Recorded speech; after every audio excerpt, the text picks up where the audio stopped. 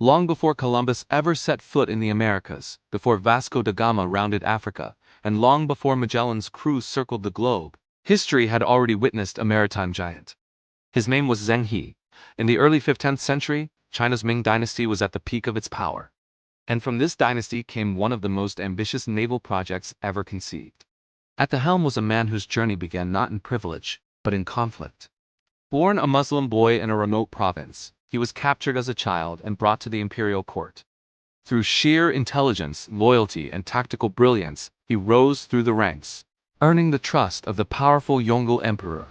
When the emperor decided to show the world China's unmatched wealth, power, and cultural splendor, he knew only one man was capable of leading such a monumental task, Admiral Zheng He. And so, in 1405, an incredible saga began.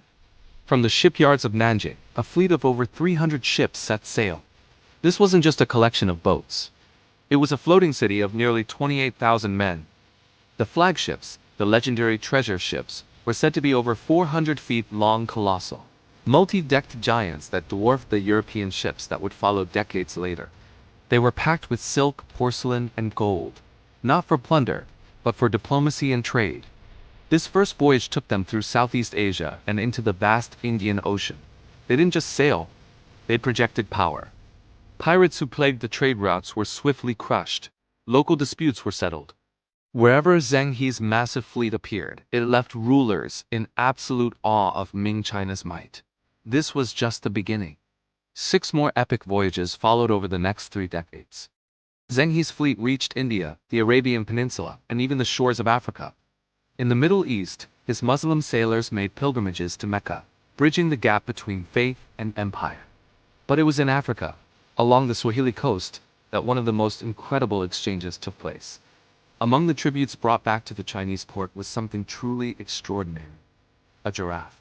When this majestic animal walked through the imperial palace in Beijing, it was seen as a mythical creature, a killer, signifying a benevolent and prosperous rule.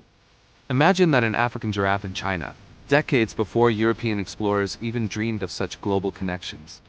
What truly sets Zheng He apart from the explorers who came after him is what he did do. He didn't colonize. His missions were about establishing trade routes, securing diplomatic ties, and showcasing power, but never about conquering foreign lands.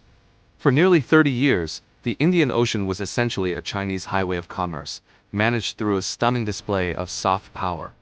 China was, without a doubt, superpower of the seas. Then, just as suddenly as it all began, it stopped.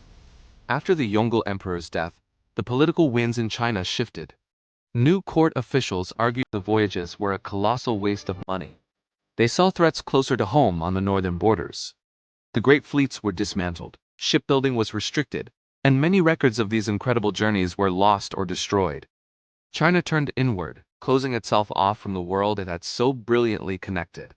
A few decades later, European ships would begin their own age of discovery, armed not with gifts, but with cannons. Zheng He died at sea during his final voyage in 1433, forever bound to the oceans he had mastered. His legacy isn't carved in stone, but carried on the winds of the Indian Ocean. It's the story of a time when the world's largest fleet sailed not to conquer, but to connect. It reminds us that centuries before globalization became a buzzword, a visionary admiral from China had already shown the world what was possible. The tale of his treasure ships, sailing under crimson sails, proves that history's greatest stories are not always the ones we hear the most. Thanks for watching.